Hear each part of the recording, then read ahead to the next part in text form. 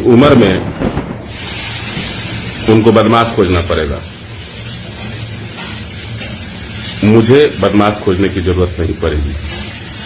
अगर मुझे भनक भी लग गया कि आप मेरे बारे में गंदा सोच रहे हैं तो मैं रहूं या ना रहूं, तो आपको भी मैं नहीं रहने दूंगा। आप हमको पप्पू यादव समझ रहे हैं, संतोष रेणु यादव समझ रहे हैं। घर में विद्रोह जब हो जाएगा ना, तो घर से निकलना मुश्किल हो जाएगा। बिहार में चुनाव समाप्त हो चुका है। बिहार में सब कुछ ठीक ठाक है। इसी बीच सारण में एक राजनीतिक भूचाल आया हुआ है। बता दें कि महाराजगंज से पूर्व बाहुबली सांसद प्रभुनाथ सिंह, जो अभी जेल में हैं, के भाई स्वर्गीय दीना सिंह के पुत्र युवराज सुधीर सिंह ने सारण से सांसद राजीव प्रताप रूडी पर सीधा हमला बोला है। हालांकि ये कोई पहली घटना नहीं है। इसके पहले भी वो सोशल मीडिया पर लाइव आकर बोल चुके हैं। इसके लिए उन्होंने माफी भी मांगी थी, लेकिन इस वीडियो में वो इसका स्पष्टीकरण भी दिए हैं। उन्होंने बताया कि परिवार के दबाव और मां के कहने पर माफी मांगी।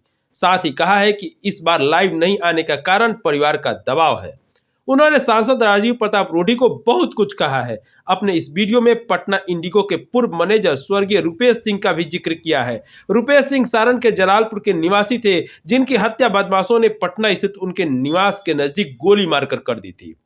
युवराज सिंह ने सांसद रूडी के द्वारा चलाए जा रहे सांगा यात्रा को भी उन्होंने दिखावा बताया है। साथ ही उन्होंने कहा है कि वीडियो जारी होने के बाद मेरे साथ भी कुछ अनहोनी हो सकती है, इसकी भी आशंका उन्होंने जताई है। उन्होंने कहा है कि हमारे साथ किसी कानूनी पेच में फंसाया जा सकता है या कुछ अनहोनी हो सकती है। अब इस पर सांसद राजीव प्रताप रूडी की कोई प्रतिक्रिया अभी तक नहीं आई है। फिलहाल हम आपको युवराज सिंह का वो वीडियो सुनवाते हैं। मैं लिखा था कि आखिरी बार लाइव आऊंगा, लेकिन अब मैं लाइव नहीं आऊंगा। मेरे दोनों छोटे भाई, मेरी मां, मेरे सगे संबंधी, मेरे रिश्तेदार, मेरा परिवार के काफी दबाव के बाद मैं लाइव नहीं आ रहा हूं। लेकिन इस बात में सच्चाई है कि जिस आदमी ने 22 साल के मेरे मेहनत को पानी फेर दिया, नाराजगी तो रहेगी पूरे जीवन भर, जब तक जिंदा रहूंगा। और हो सके कि मेरे साथ कोई अप्रिय घटना घट जाए, मुझे केस मुकदमा पर फंसा दिया जाए, लेकिन आज जब तक खुला हुआ है, ये संभव नहीं है कि मैं उसके लेवल पे नहीं हूं। इस उम्र में उनको बदमाश खोजना पड़ेगा। मुझे बदमाश खोजने की जरूरत नहीं पड़ेगी। अगर मुझे भनक भी लग गया कि आप मेरे बारे में गंदा सोच रहे हैं तो मैं रहूं या ना रहूं, तो आपको भी मैं नहीं रहने दूंगा। और मैं किसके बारे में कह रहा हूं? आपने जीवन में कभी किसी का भला नहीं किया। आपके राजनीतिक जीवन में किसी का भला नहीं हुआ है।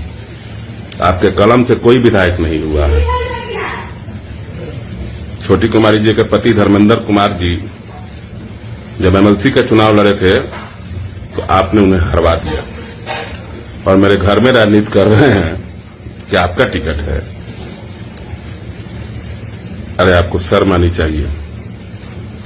तो मैंने पूरे परिवार का विरोध करके आपके मंच पर चढ़ के छपरा के नौजवानों के लिए हाथ फैलाया था आपके लिए,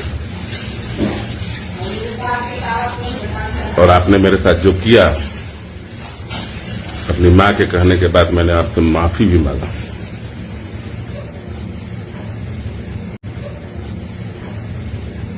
आपका लॉबी, आप हमको पप्पू यादव समझ रहे हैं, संतोष रेणु यादव समझ रहे हैं। आपको मालूम नहीं है कि मैं आपके घर का संबंधी भी लगता हूं। मेरी शादी आप ही के गांव में हुई है। घर में विद्रोह जब हो जाएगा ना, तो घर से निकलना मुश्किल हो जाएगा। मैं आपके गांव का दामाद भी लगता हूं। आप होंगे 7 स्टार, होंगे 5 स्टार, मैं 0 स्टार ही हूं। मैं अपने भाइयों को बता देना चाहता हूं कि इनके जीवन पर आप लोग टिप्पणी देखें। इनके जीवन में किसी भी राजनीतिक, चाहे वो राखी गुप्ता जी हों, चाहे मैं हूं, चाहे मंटू भैया हों, चाहे दरियारा वाले हों, रवि भैया, चाहे कामेश्वर ओझा जी हों, चाहे राकेश भैया जी हों, कोई भी हो, चाहे विनय चचा हो, चाहे जनक सिंह जी हो, जरूरत के अनुसार ये इस्तेमाल करते हैं। लेकिन मैं आपके जरूरत के साथ इस्तेमाल नहीं होऊंगा। मैं फिर बिहार में एक बार नौजवानों को कहता हूं, राणा सांगा के लायक ये आदमी नहीं है। मैं लड़ा हूं आपके लिए और मैं लड़ते रहूंगा। मैं बहुत दुखित हूं क्योंकि मेरे परिवार से इतना ज्यादा प्रेशर है कि मैं इनके बारे में कुछ नहीं कह सकता हूं। लेकिन मुझे मालूम है, चाहे औरंगाबाद की घटना हो, चाहे मधुबनी की घटना हो, चाहे मुबारकपुर की घटना हो, कहीं भी क्षत्रिय समाज की घटना होता था, मैं दौड़ के जाता था।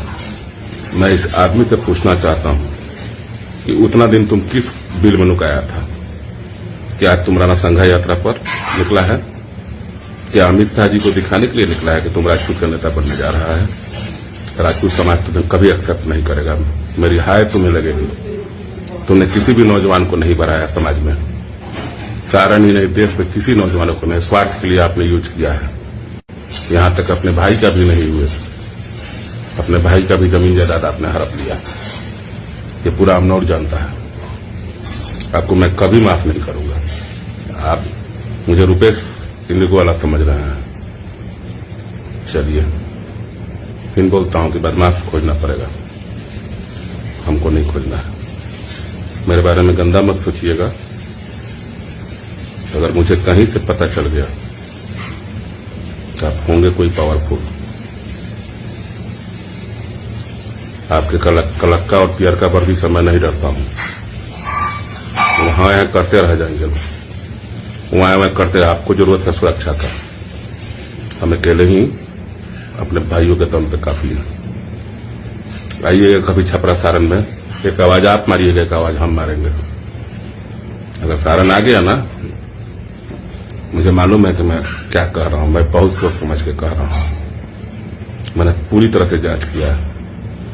हाथ में गुलदस्ता लेकर जहां माजी में मेरे छोटे भाई के लिए छपरा, जब भी विधायक मेरा छोटा भाई लड़ता था तो आप पैसा बांट के उसको हरवा देते थे। आपका नाम नहीं ले रहा है, वहीं मेरे घर में राजनीति कर रहा है।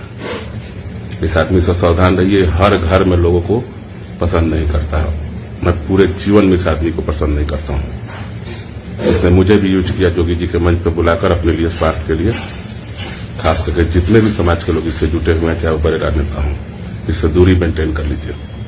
जिस तरह इसने सबको नुकसान पहुंचा, आपकी बारी कब आएगी ये आपको भी नहीं मालूम चलेगा। मैं लाइव नहीं आ रहा हूं, बहुत तकलीफ में हूं। फिर मैं कह रहा हूं कि जो हत्या, राजनीतिक हत्या मेरी जो किए हैं आप, साजिश रच का, भगवान आपको कभी माफ नहीं करेगा। इंसान माफ कर दे, ऊपर वाले का लाठी में दम होता है, याद रखिएगा। अब होंगे पढ़े लिखे, दिमाग लगाइए पढ़ाई लिखाई में, हम पर दिमाग मत लगाइए। जय भवानी।